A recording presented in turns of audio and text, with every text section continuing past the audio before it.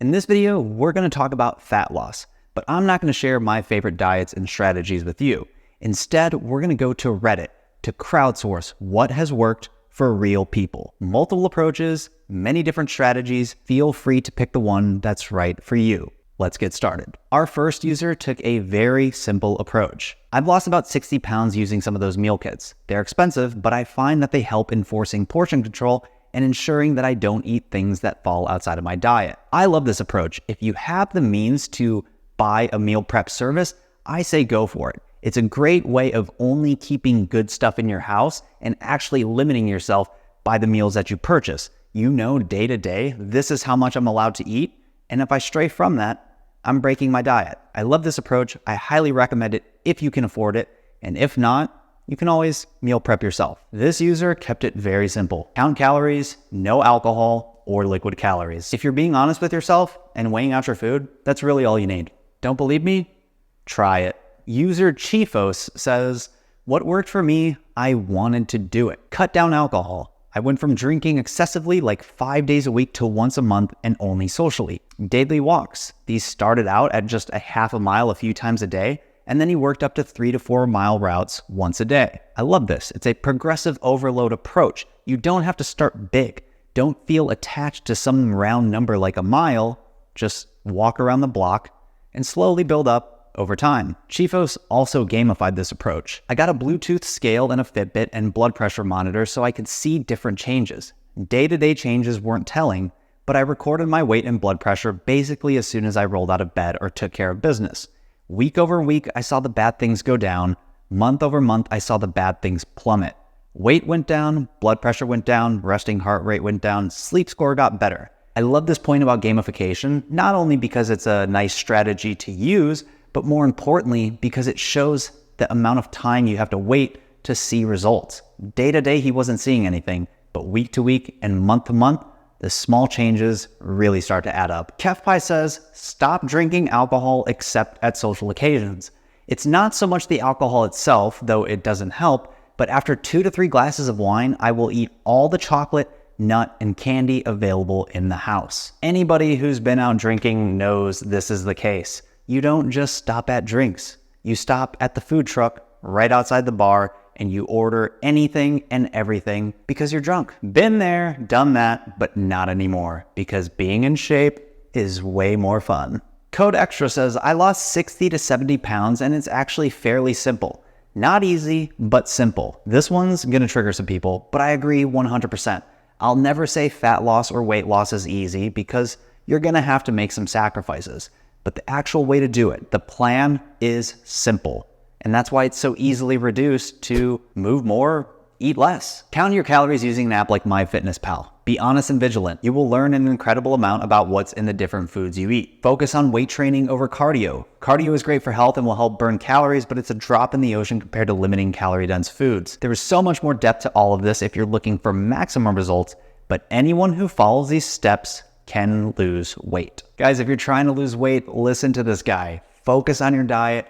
Focus on weight training. Cardio is what everybody jumps to, but that's the last thing I rely on when I need to lose weight. If you want to lose weight, get it right in the kitchen and start hitting the gym in the weight section. Ate less, ate healthier, and exercised. Sounds a lot like move more, eat less, no? I didn't make a lot of big changes at once either. First thing I did was cut sodas out of my diet.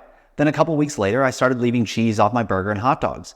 Then, instead of eating shit like candy bars, I switched to chocolate-covered fruit and eventually to just regular fruit. Stuff like that. I love this approach. This is the slowest and most gradual approach ever, and it worked. What a way to go from candy to a slightly better candy and then just fruit. Nature's candy. Everybody discounts the little steps, the little work that it takes to get to the finish line. But this person did exactly that. Throwing in 10 new habits into your life on Monday is a lot. Adding 1 new habit every other week is very manageable. As for exercise, again, nothing major. First thing was walking once around the block I lived on. For weeks, that was it. Then I started adding in bicep curls, then sit-ups, then push-ups, then light stretches.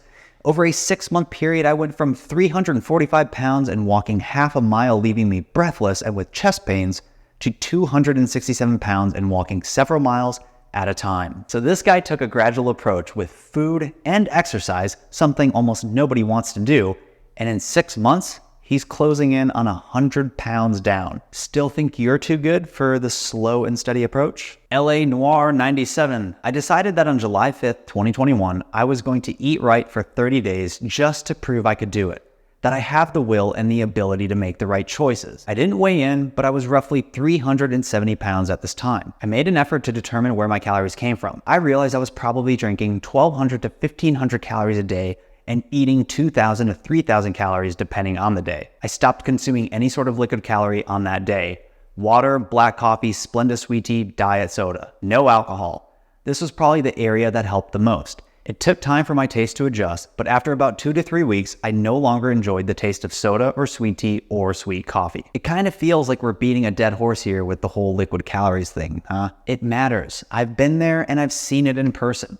When I was working in an office, I would see people get up multiple times a day, and by the end of the day, they probably had 1,000 calories in Mountain Dew alone. I also love the bit here about how his taste changed. Once he started cutting out all the junk, all the soda, all the sugar from his diet, his taste buds and his palate adjusted accordingly, and when that happens, suddenly a bunch of foods you previously didn't enjoy start to become a little bit more appetizing. Give it a shot. Do what he did, cut it out for 30 days, prove to yourself that you can do it, watch my $1 million diet video if you don't know what I'm talking about, and watch what happens after just 1 month of no sugar. I guarantee you're gonna lose weight. I avoided all fast food at first until I got used to tracking calories. I eventually figured out what worked, what didn't work, and what made me full within my calorie goals. After several months of tracking things, I figured out what I liked and how much I could eat. My full feeling had adjusted to something more akin to normal. I knew what foods I tended to overeat on. For me, it was more generally foods that were high in fat and carbs. All the stuff I really liked fell into that category, so I started to avoid them generally. I still have them on occasion, but I'm not chowing down on cheese fries and fried chicken every day. I'm currently at 272 pounds as of today. If you're like me, nothing in that diet strategy sounds that extreme, but they were able to lose 100 pounds doing that. I also love how he was able to key in on the fact that it was the high carb, high fat foods that he loved to eat. The cheese fries, the fried chicken, the ice cream, the things we all love. And it wasn't until I was listening to a Mark Bell podcast that I really realized how dangerous this is. You don't find it in nature.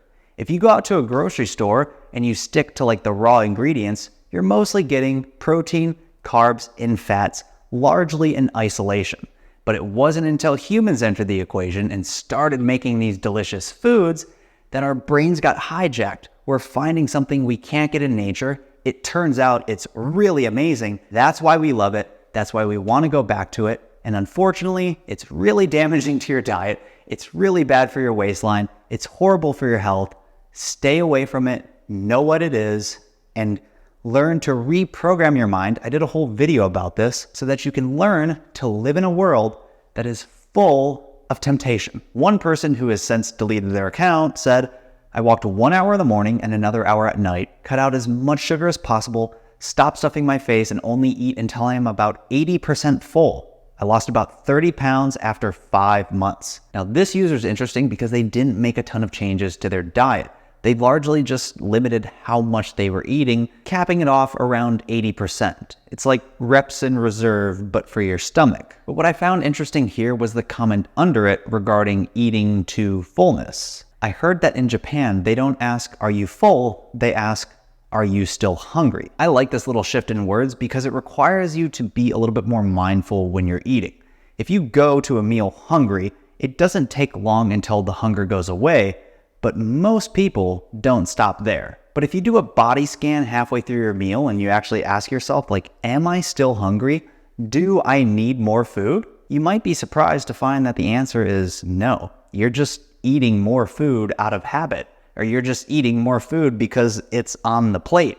And you just think, well, I have to finish this. So the next time you're eating, halfway through the meal, do a body scan, see how you're feeling, and see if you even need the second half of that meal. And remember, a body scan isn't the only way to stay mindful while you're eating. Sometimes it's as simple as turning off the TV that's distracting you from paying attention to your meal and how you're feeling while you eat your meal. Kapt-so-krunchy says, my doctor had me write down everything I was eating for a month and use a basic calorie calculator to add it all up. I was consuming an extra day's worth of food, calorie-wise, from having a couple of glasses of wine multiple days a week. Getting a breakfast sandwich DoorDash the next morning didn't help. Cutting that out for a couple of months helped me drop 2 belt notches without changing much else. Remember the liquid calories I was talking about earlier? These are the silent diet killers that nobody wants to face. This person was drinking an extra day's worth of food from alcohol alone, and that doesn't even count the other liquid calories that were probably in his diet. Not only are people consuming way more calories than they think from their alcohol, but once they cut it out, they might be surprised that they're a little bit more dependent on it than they originally thought. I'm talking about functional alcoholics. You might not know you're one until you try cutting it out. Squirrel-phone says, I became diabetic overnight, changed all my eating habits. Went low carb, stayed 20 net carbs or less, no cheat meals days for 9 months. A couple months in, after adjusting the low carb, started counting calories and documenting everything I ate. Also added more workouts, mostly sit-ups and walking. Now, some of you who are a little bit more well-read out there might be laughing at this. You're like, really? Of all exercises they could have added in, they chose sit-ups? Like, that's so suboptimal. There could have been so many better decisions to make here. But that's kind of the point. See, a lot of people, whenever they try to lose weight, they overcomplicate the process. They don't do the small things consistently like this person did for 9 months straight. Instead, they go to the perfect plan. I'm gonna go straight to barbell squats. That's the best compound exercise you could choose. It's gonna build muscle. It's gonna burn fat. Big problem, you can only motivate yourself to do it once every other week. If you find yourself getting into the camp where you're like, oh, going on a walk is too little, oh, cutting out liquid calories is too little, that might be why you're struggling to see results. Leverage the little stuff, add that into your life, do it consistently, and slowly add more things over time so you don't get overwhelmed. After 9 months, my A1C was well under the diabetic limit, so I upped my net carbs to 50 a day. Stayed on track with everything else, lost 70 pounds in a year to a year and a half, but more importantly, I learned to control my diabetes with my diet. Like I said, the plan was far from optimal. The workouts were mostly sit-ups and walking, but he's down 70 pounds, his wife is down 150 pounds, and through his suboptimal plan, he was able to manage his diabetes. I say that's a win. So that's how Reddit lost the weight.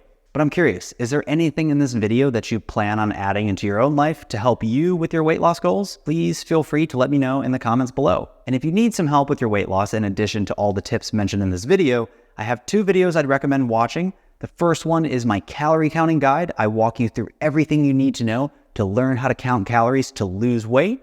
And then there's also my intuitive eating guide. This is the way that I ate after my son was born when I didn't have the time to meal prep and count calories. This was how I ate to stay lean and lose weight, about 15 pounds, even with the chaos of a newborn baby in my house. So check out those 2 videos, highly recommend them. If you follow them, you're going to lose the weight. Just watch them and do exactly what I tell you to do, and you're gonna lose the weight. If you guys enjoyed this video, please consider liking the video and subscribing to the channel. It's the best way that you can support me and my channel and let me know to keep making these videos. As always, guys, thank you so much for watching, and I'll see you in the next video.